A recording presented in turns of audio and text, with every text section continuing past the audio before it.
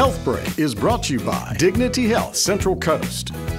Acid reflux is the backward flow of stomach acid in the esophagus, and it can lead to complications like Barrett's esophagus. If left untreated, Dr. Igor Nastoskin says Barrett's esophagus can be life-threatening. The condition develops at the bottom part of esophagus, which is a tube that connects the mouth with the stomach.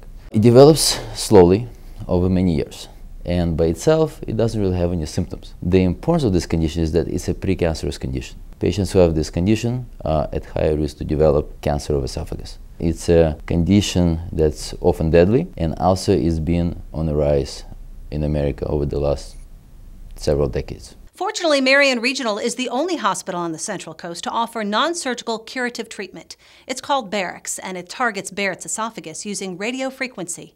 This energy heats up the lining of Barrett's esophagus and destroys it. The procedure itself is done by a doctor. Takes about 20 minutes, and patient usually is completely asleep.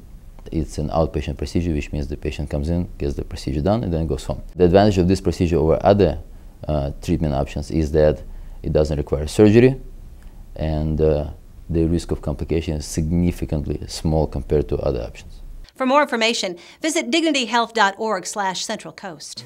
HealthBreak was brought to you by Dignity Health Central Coast.